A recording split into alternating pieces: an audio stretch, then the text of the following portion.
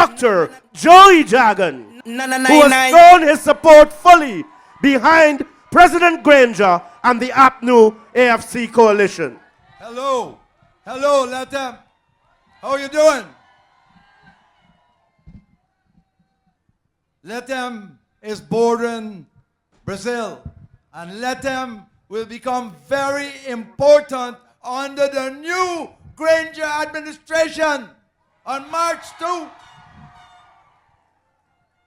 I want to acknowledge President Granger, his wife, the First Lady, the ministers there. I know Mr. Trotman, who has done an excellent job by bringing ExxonMobil to save us.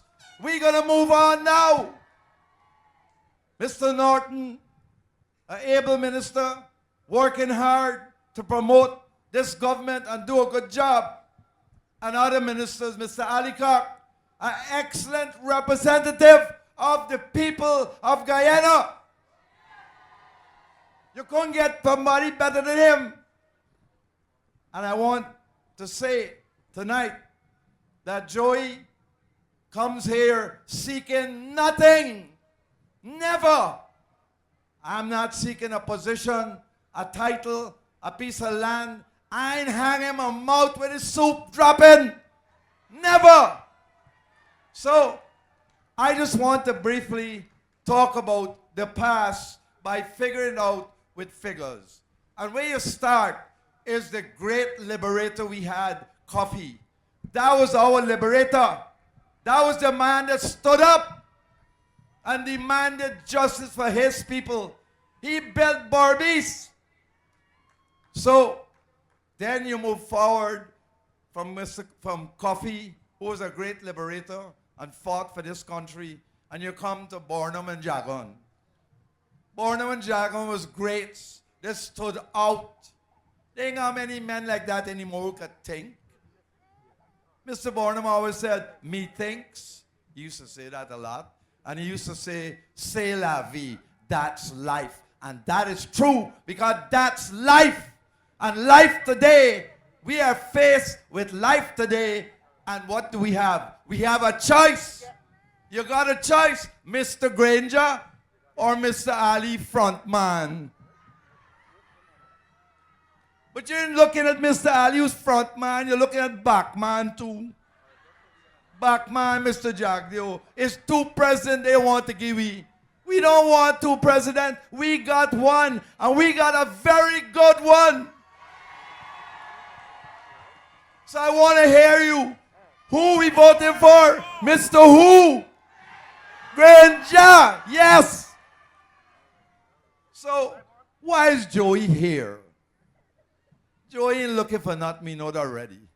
But Joey likes Mr. Granger. Joey grew up in this stuff. When I was a little boy, every day at 7:15, I had to sit down and listen to the BBC News. Because my father wanted to listen to and nobody could argue. We used to be very annoyed, but we had to put up with it. And my father grew up in this stuff. I used to hear them talking. Sometimes they would fight. They never cursed each other though, but my father used to call my mother, my mother used to call my father revisionist, and my father used to call my mother adventurer, things like that. But they worked together, and what I want to say is that these two men, Mr. Borno and Mr. Jagan, Dr. Jagan, and by the way, a doctor, I see people calling themselves doctors in this country. I don't understand it, because guess what? I'm a doctor, and as far as I'm concerned, if you can't write a prescription, you ain't no doctor.